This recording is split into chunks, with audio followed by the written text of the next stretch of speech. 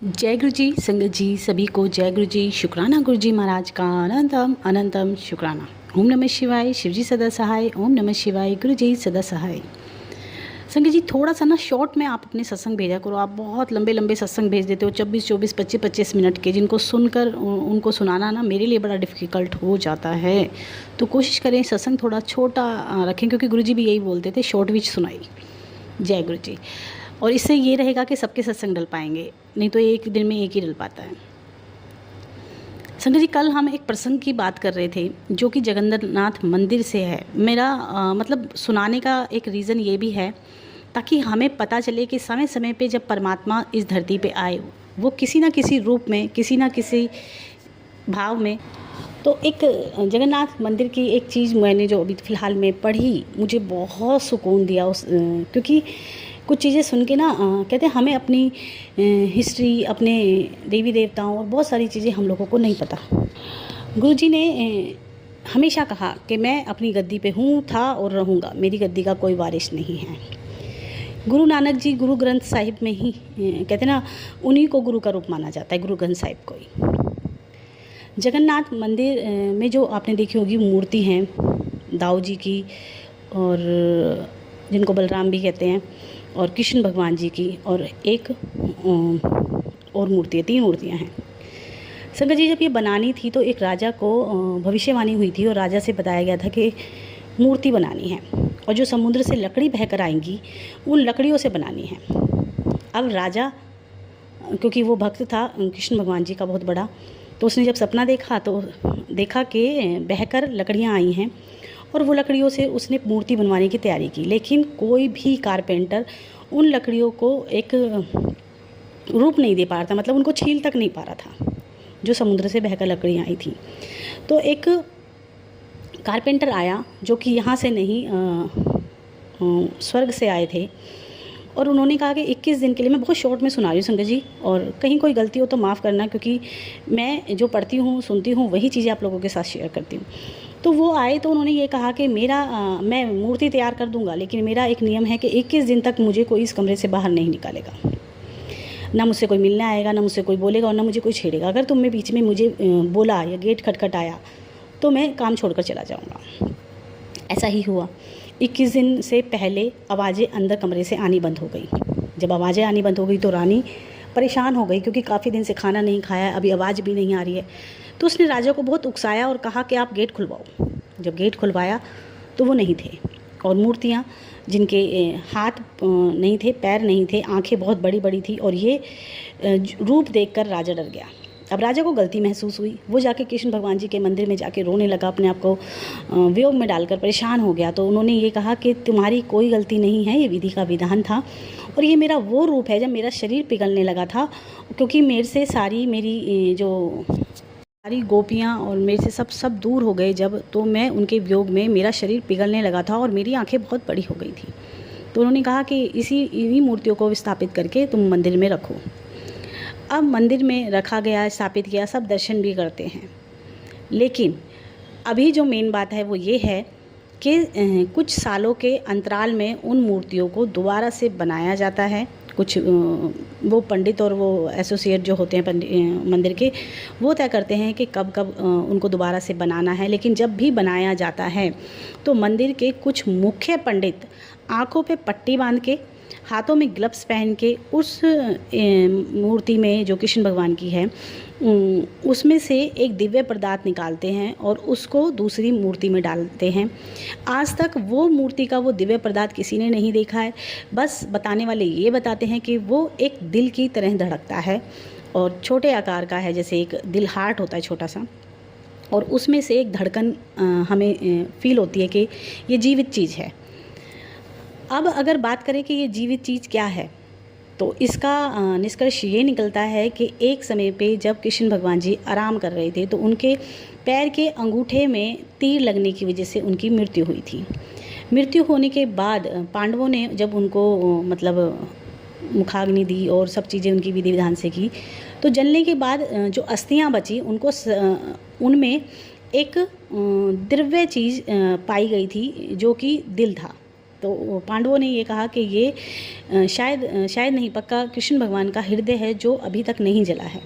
तो उन्होंने उस अस्थियों के साथ उस हृदय को भी प्रवाहित कर दिया समुद्र में या किसी नदी में। और जब वो लकड़ियाँ बहकर आईं तो उनमें से किसी लकड़ी में वो हृदय था, जो कि कहते हैं ना परमात्मा की हर चीज़ घड़ी लिखी होती है, उनकी हद तक हम नहीं पहुंच सकते हैं। और उन्हीं लकड़ियों से आकाशवाणी हुई कि इन लकड़ियों से जगन्नाथ जी की मूर्ति बनेगी। और वो जो बढ़ई आया था वो मतलब उनका परमात्मा का भेजा हुआ था, जिसने वो मूर्ति बनाकर उसमें हृदय रखा था। और आज भी वो हृदय जगन्नाथ मूर्तियों में है। हो सकता है कि मैं कहीं गलत हूँ, कोई चीज़ आपको ज़्यादा मालूम हो तो अगर पता है तो कमेंट बॉक्स में लिखिएगा। लेकिन ये चीज़ पढ़कर ना मेरे रोंगटे खड़े हो गए थे कि परमात्मा आज भी कहीं ना कहीं किसी भी रूप में हमारे साथ हैं और हमेशा हैं। एक कहानी जो गुरुजी सुनाया करते थे संगत जी, वो और आप सुने, फिर उसके बाद मैं सत्संग शेयर करूँगी। एक आंटी जिसको गुरुजी ने एक बार एक कहानी सुनाई थी और कहा था मतलब बड़े प्यार से बिठाकर बोला था कि एक साधु जो गांव में आया और उसने चारों तरफ एक बात फैला दी कि साधु कल के दिन दूध बांटेंगे। अब जब साधु ने दूध बांटने की बात गांव वालों में फैली तो कोई गिलास लेके, कोई लोटा लेके, कोई बाल्टी लेके पहुंचा और कुछ सिर्फ उनको देखने के लिए पहुंचे कि देख के आते हैं क्या साधु है, बांटेगा कि नहीं बांटेगा। जो भी हर किसी की मंशा अलग, कोई लेने गया था, कोई देखने गया था, कोई अजमाने गया था। तो गुरुजी ने भी यही कहा कि मंदिर विच इतने संगत आती है, भीड़ रहती है, कोई सिर्फ मुझे अजमाने आता है, कोई भरकर बाल्टी ले जाता है और कोई सिर्फ अजमाने के लिए कहते हैं ना लंगर खाने, बहुत सी संगत जाती है कि लंगर खा लें, चलो देख लेते हैं। कोई सिर्फ पेट भरने आता है, कोई गुरुजी की कृपा पाने आता है, कोई सिर्फ गुरुजी के दर्शन करने आता है और कोई अपने दुखड़े लेके जाता है। तो जैसा जिसका भाव जो जो करने आता है मंदिर, गुरुजी कहते थे कि उसको वही मिलता है। जो मेरे दर्शन जिस रूप में लेने आता है कि चलो भाई ये करने जा रहे हैं, तो उसको वही मिलेगा, क्योंकि गुरुजी मन की बात जानते हैं। इस मन की बात का अगर मैं एक छोटा सा सत्संग आंटी का सुनाऊं तो वो कहती हैं कि गुरुजी जब किसी की शादी होती थी तो गुरुजी बोलते थे कि इसकी शादी में तुम सबको जाना है। अब जिस दिन शादी थी उस दिन उन आंटी को, क्योंकि गुरुजी ने सबको एक एक दिन डिवाइड कर देते थे कि इस दिन तेरी ड्यूटी आना है, तेरे को आना है, तेरे को, क्योंकि संगत ज़्यादा बढ़ने लगी थी। तो जब गुरुजी कह रहे थे कि शादी में जाना है और शादी में पहुँचना है सबको, तो आंटी को भी बोला गया। अब आंटी के मन में एक बार विचार आया कि गुरुजी शादी में तो इतनी भीड़ होती है, मेरा तो आज का दिन बेकार हो जाएगा, मिस हो जाएगा। आज तो हम दर्शन मतलब उस जिस दिन शादी है उस दिन मैं तो दर्शन कर ही नहीं पाऊँगी, मैं तो आपके पास बैठ ही नहीं पाऊँगी। तो आंटी के मन में ये चीज़ रह गई। वहाँ आंटी गई और देखा कि बहुत प्यारी डेकोरेशन है, जो चीज़ आंटी ने किसी से शेयर नहीं की। गुरुजी के पास की जो गद्दी लगाई हुई थी उसकी बहुत प्यारी डेकोरेशन थी, बहुत सारी चीज़ें थी। और गुरुजी जब आए तो गुरुजी ने आंटी को बोला, क्यों आंटी, तेनू तो डेकोरेशन बहुत पसंद आ गई है। तो आंटी मन में ये सोचने लगी कि गुरुजी कितनी मन तक की बातें जाते। मैं मतलब देख के डेकोरेशन इतनी खुश थी कि इतनी प्यारी डेकोरेशन, और गुरुजी ने वो बात पकड़ ली। फिर जब शादी ख़त्म हुई तो शादी ख़त्म होने के बाद आंटी और कुछ संगत को गुरुजी ने कहा, चलो बड़े मंदिर चलो, ऐसे की करना है, चलो घर नहीं जाना, चलो बड़े मंदिर। तो आंटी ने कहा कि गुरुजी कहीं ना कहीं ये भी जान गए थे कि मेरा मन नहीं भरा है, आज हम गुरुजी के पास नहीं बैठे हैं और मेरा जो दिन था वो मतलब बैठने का, गुरुजी से मिलने का, वो शादी में ख़राब हो गया है। तो गुरुजी ने आंटी की तरफ मुस्कुराए और बड़े प्यार से कहा कि चलो तो फिर बड़े मंदिर, ऐसे की करना है। हमारे साथ भी यही होता है। हम जैसा भाव लेके जाते हैं, जो मन में मनोकामना लेके जाते हैं, कभी अपने बच्चों की टेंशन लेके जाते हैं। गुरुजी कहते ना कि अरे हमने तो ये सोचा था, अरे ये तो गुरुजी जान गए, अरे हमने तो ये सोचा था, गुरुजी को कैसे पता चला, हमारे मन की चीज़ हो गई। तो वो इसीलिए होती है क्योंकि गुरुजी को आपको बताने की ज़रूरत नहीं है, गुरुजी आपके मन की बात जानते हैं। अब कहते हैं ना, मन चंगा तो कटौती में गंगा, नल के बीच के, गुरुजी तो ये बोलते थे नल के बीच गंगा। तो अगर आप मन को शुद्ध करके, साफ करके, गुरुजी को समर्पित करते हुए गुरुजी के बड़े मंदिर दर्शन करने जाते हैं, उनको अजमाने नहीं जाते हैं, क्योंकि मोस्टली संगत हम यही करते हैं कि अरे चलो भाई अजमा के देखते हैं, आज तक तो हमारा कुछ भला हुआ नहीं, जिसमें कि मैं भी थी।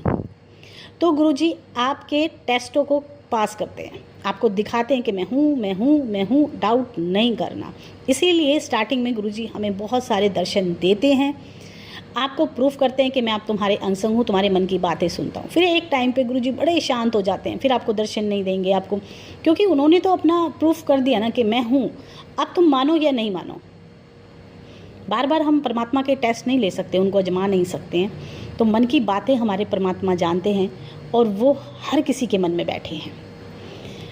आंटी का सत्संग है संगत जी, क्योंकि वो कई बार उनके बच्चे को लेके ऑपरेशन हो चुके थे, मिसकैरेज हो चुके थे, तो उनको एक डर था इस चीज़ को लेके कि कहीं दोबारा कुछ ऐसा ना हो जाए। तो वो प्रेग्नेंट की उनको कुछ डाउट हुआ, तो किसी ने उनको ये बोला कि ऐसे ऐसे एक दवाई है वो खा लो जो 24 घंटे 48 घंटा कुछ होगा। आंटी ने वो खा ली। खाने के बाद आंटी की ब्लडिंग ना रुके, क्योंकि आंटी कह रही थी हो सकता है मुझे डाउट था कि मेरे कुछ है, मतलब प्रेगनेंसी रुकी भी है कि नहीं रुकी, पर मैंने वो गोली खा ली। क्यों खा ली वो मुझे भी नहीं समझ में आया, क्योंकि मेरा मन नहीं था, बट मैंने खा ली। और जब मैंने खा ली तो मेरी ब्लडिंग नहीं रुक रही। अब मेरे को डॉक्टरों के जाना पड़ा, मैंने बार बार कहीं कहीं दिखाया, लेकिन मैं हूँ जो ठीक नहीं हो रही थी।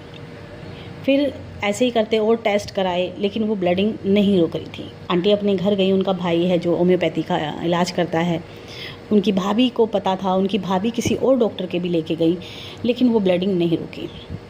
आंटी का मन बड़े मंदिर आने का बहुत था, वो चाहती थी कि वो बड़े मंदिर आए, क्योंकि कहते हैं ना हर किसी की एक उम्मीद होती है कि हम गुरुजी के बड़े मंदिर जाएंगे। तो आंटी के अंकल से आंटी ने कई बार कहा कि बड़े मंदिर लेके चलो मुझे, वो हर वक्त ना नुकुर करते रहते थे। तो आंटी एक दिन गुस्से में बोली, पड़ोस की भाभी हैं कोई, बोली मैं तो जा रही हूँ, आपको जाना है कि नहीं जाना, मैं तो अपना टिकट बुक कराने जा रही हूँ।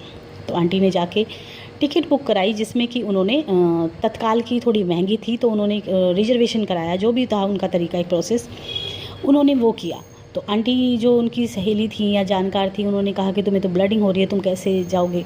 बोली गुरुजी है ना, सब ठीक करेंगे, जो होगा देखा जाएगा, अपने आप करेंगे, जब गुरुजी बुलाएंगे तो वो ये चीज़ों की भी हल करेंगे। आंटी जिस दिन उनकी ट्रेन थी उस दिन उनको थोड़ा सा ना आराम था, ब्लडिंग कम थी। आंटी गुरुजी के मंदिर गई तो अंकल का गुस्सा ऐसा था उफान पर, उनको बात बात में गुस्सा आ रहा था, बात बात में चीज़ें हो रही थी। और आंटी को वो मतलब कहते हैं ना, ये आदमी हमारे सर पे सवार हो जाते हैं अगर हम अपनी मर्ज़ी से कुछ कर देते हैं। तो टिकट आंटी ने बुक कराई थी, अंकल हाई पर थे। जब आंटी बड़े मंदिर पहुंची, उससे पहले गुरुजी ने उनको एक सपना दिखाया कि वो कहीं डूब रहे हैं, शायद कुछ एक ड्रीम था। जब वो उठे ट्रेन में से तो उनको वो सपना आंटी ने बताया। तो आंटी ने कहा कि आपके कुछ कर्म गुरुजी ने काटे हैं, जो होगा देखा जाएगा, हम गुरुजी के पास तो जा ही रहे हैं। जब वो गुरुजी के मंदिर पहुँचे और जहाँ पे से वो राइट हम लेफ़्ट टर्न लेते हैं गुरुजी की मंदिर के लिए, आंटी को वहीं से गुलाबों की खुशबू आने लगी थी। जब आंटी को गुलाबों की खुशबू आ रही थी तो आंटी बड़ी खुश थी, मन में कह रहे ये तो मैंने सब चीज़ें सुनी थी। वहाँ जाके आंटी को चाय प्रसाद और बार बार आंटी को कोई अंकल जल प्रसाद दे रहे थे, और आंटी ने बहुत जल प्रसाद पी लिया था। तो आंटी ने मन में विचार किया कि आपके अंकल मुझे जल प्रसाद देंगे तो मैं मना कर दूँगी, उनको कह दूँगी कि मैं जल प्रसाद नहीं लूँगी। तो जैसे ही वो अंकल आए तो आंटी ने हाथ जोड़ के मना किया कि नहीं। तो अंकल ने कहा कि तुम्हें क्या लगता है मैं जल प्रसाद लेके आ रहा हूँ? गुरुजी हैं जो तुम्हें बार बार जल प्रसाद देने की आज्ञा कर रहे हैं, और मैं इसलिए आपको जल प्रसाद दे रहा हूँ। गुरुजी आपको जल प्रसाद पिला के शायद आपका कोई कर्म काट रहे हैं। आंटी ने फिर जल प्रसाद पी लिया। इतने में आंटी ने एक अंकल से बड़े उससे पूछा कि अंकल आपके पास स्वरूप है? तो उन्होंने कहा आपको स्वरूप चाहिए? बोले हाँ जी। तो उनको एक स्वरूप मिल गया। पीछे एक आंटी थी जिन्होंने कहा कि आप तो बहुत लकी हो कि आप फर्स्ट टाइम आए हो गुरुजी के मंदिर और आपको स्वरूप मिल गया। थोड़ी देर हुई तो अंकल बैठे थे, तो किसी अंकल ने कहा कि सेवा करोगे? तो आंटी ने अपने हस्बैंड को कहा कि जाओ आप सेवा करो, आपको गुरुजी बुला रहे हैं। तो उन्होंने जाके सेवा की। फिर वो आंटी बोली कि तुम तो बड़े लकी हो कि पहली बार में आपको सेवा भी मिल गई। अब स्वरूप भी मिल गया, सेवा भी मिल गई। अब आंटी ने गुरुजी के दर्शन किए, वहाँ लंगर प्रसाद किया और वापस आई। संगत जी, गुरुजी के मंदिर का वो दर्शन था और वो लंगर था कि उसके बाद आंटी की ब्लडिंग रुक गई, जो डॉक्टरों से नहीं रुक रही थी, बड़ी बड़ी दवाइयाँ खा के नहीं रुक रही थी, उनको आराम नहीं हो रहा था और वो रुकने का नाम नहीं ले रही थी, जो कि गुरुजी ने मंदिर बुला के उनको उस प्रॉब्लम से निजात दे दी। संगत जी, गुरुजी कब कैसे किसका, क्योंकि कोई टाइमिंग नहीं थी आंटी के आने की बड़े मंदिर, लेकिन गुरुजी ने उनको जब ज़रूरत थी तो गुरुजी ने उनको अपने बड़े मंदिर बुला लिया। और जब बड़े मंदिर बुलाया तो वाकई उनको ज़रूरत थी उस चीज़ की, उस ब्लेसिंग की जो गुरुजी ने उनको देनी थी। आंटी कहती हैं कि गुरुजी के मंदिर से जब से हम आए हैं अंकल बहुत बहुत चेंज हो गए हैं। बोली पहले बात बात में चिल्लाते थे, बात नहीं सुनते थे।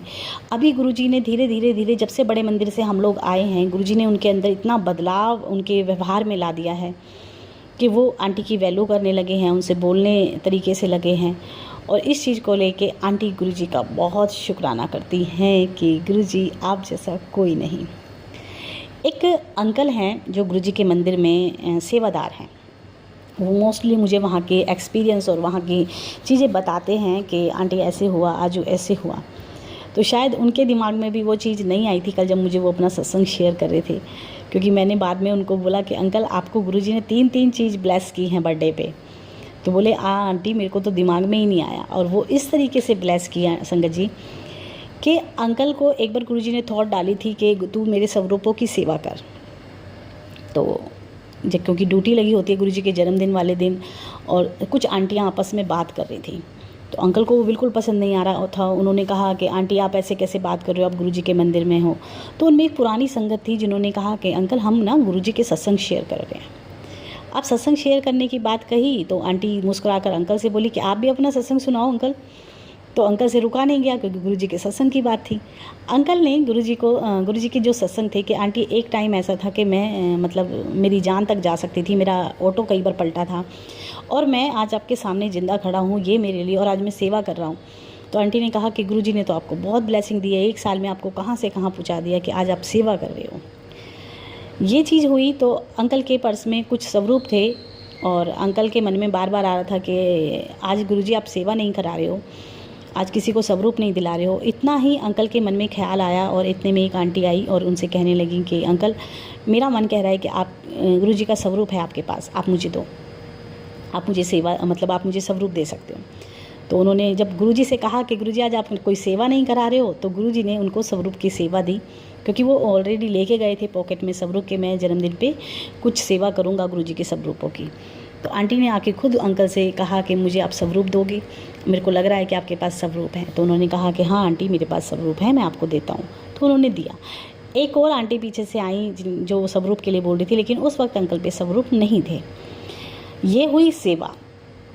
फिर गुरुजी के मंदिर में जब वो जाने का टाइम होता है, सबकी छुट्टी हो रही होती है जब सेवा से उनको, तो वो मंदिर में जाके जब उनको लंगर करना था तो गुरुजी के बिल्कुल जहाँ गुरुजी की गद्दी है बिल्कुल कोने में, वहाँ अंकल को बैठने को मिला, क्योंकि जिस तरीके से सेवादार बिठाते हैं वैसे बैठते हैं, तो वैसे ही उन अंकल को वहाँ पे बिठाया गया। और वो बिल्कुल गुरुजी की गद्दी के, बोले जब मैं पहली बार गया था ना आंटी तब मैं वहाँ बैठा था, और आज गुरुजी के जन्मदिन पर मैं वहाँ बैठा हूँ। और वो बिल्कुल गुरुजी की गद्दी को टच करके मतलब कोने में बैठे थे बिल्कुल सुकून से, और बोले मैं गुरुजी के प्यार में बिल्कुल डूब गया, संगत को देख रहा था कि कितना प्यार है गुरुजी के। तो इस तरीके से गुरुजी ने उनको अपने करीब बिठाकर सिमरन कराया। तो एक ही दिन में गुरुजी ने उनको सत्संग भी दिए कि आंटी से शेयर किए, सिमरन भी दिया और सेवा भी दी। और ये 3 चीज़ें वो हैं जो हमें इस दुनिया से पार कराकर उस दुनिया में लेके जाते हैं, क्योंकि गुरुजी ऐसे ही कल्याण करते हैं। गुरुजी की 3 कृपा है कि सत्संग करो, सेवा करो, सिमरन करो, और एक ही दिन में गुरुजी ने उनको 3 चीज़ें ब्लेस की। तो संगत जी कब किसका कैसे कल्याण करना है ये गुरुजी डिसाइड कर सकते हैं, हम कभी नहीं कर सकते। अगर हम उनको बोलें कि हमारा कल्याण कर दो तो उनको हम रास्ता नहीं बता सकते, वो खुद से करेंगे, उनको खुद से तरीका आता है। और आपको और हमें गुरुजी को इंस्ट्रक्शन देने की कोई ज़रूरत नहीं है कि वो रब हैं। और हम गलती यही करते हैं कि गुरुजी हमारा ये काम ऐसे कर दो, यहाँ पे ये चीज़ ऐसे कर दो। संगत जी वो जिस तरीके से करते हैं ना उनका तरीका अनोखा ही होता है। और रही हमारे बच्चों की बात, जितनी अच्छे से वो हमारे बच्चों को चला सकते हैं, क्योंकि अगला गुरुजी कहते थे कि मैं अब तुम मेरे साथ बैठे हो ना, मेरे पास आए हो, मैं अब के पिछले भी और अगले भी कितने जन्म तुम्हारे देख सकते हैं। तो जो देख सकता है वो सुधार भी सकता है, क्योंकि ना हम में देखने की शक्ति है, ना हम में सुधारने की क्षमता है, क्योंकि अगर सुधार सकते तो सुधार चुके होते। आज के लिए इतना ही संगत जी। लेकिन जो भी संगत सावन में 30 जुलाई से गुरुवार के दिन से मैं शिव पुराण पढ़ना शुरू करूँगी, जो भी सुनना चाहते हैं वो ज्वाइन कर लें, और जो नहीं सुनना चाहते हैं उनके लिए प्लेलिस्ट भी है चैनल पे, वो प्लेलिस्ट सुन सकते हैं। बाकी जय गुरु जी। संगत जी 2-3 चीज़ें जो आप सावन में करें प्लीज़ करें। एक तो बेलपत्री का पेड़ लगाएं, क्योंकि बेलपत्री का पेड़ सबसे प्रिय है भोले बाबा को, बहुत प्यारा है उनको, बहुत प्रिय है। आपने गुरुजी के मंदिर में भी देखे होंगे बेलपत्री के पेड़ बहुत सारे हैं वहाँ पर। दूसरा, आप शिव पुराण पढ़ें, कोशिश करें कि शिव पुराण पढ़ें, 1 बार पढ़ सकते हैं, 2 बार पढ़ सकते हैं। तीसरा, आप जितना हो सके 1-2 शिव पुराण डिस्ट्रीब्यूट करें, किसी को सेवा दें। कोई पढ़ने की चाहत रखता है लेकिन उसके पास शिव पुराण नहीं है, आप उसको सेवा दो। आप मंदिर में शिव पुराण रख के आ सकते हैं, भोले बाबा के पंडित जी को दे के आ सकते हैं। संगत जी, ये वो चीज़ें हैं जो थोड़े से आपको कितना फल दे देंगी ना, आप अंदाज़ा भी नहीं लगा सकते हो। क्योंकि आपकी दी हुई सेवा शिव पुराण की पता नहीं कितनी संगत पढ़ लेगी, कितने लोग पढ़ लेंगे, और उनके पढ़ने से, क्योंकि आपने सेवा दी है, आपका कल्याण होना ही होना है। बाकी मेरी कोई बात बुरी लगती है तो मुझे माफ़ कीजिएगा। और जगन्नाथ जी की ये कथा मुझे सुनानी थी, मेरा मन था। आपको अच्छी लगी है कि नहीं लगी है, प्लीज़ मुझे बताना। जय गुरु जी।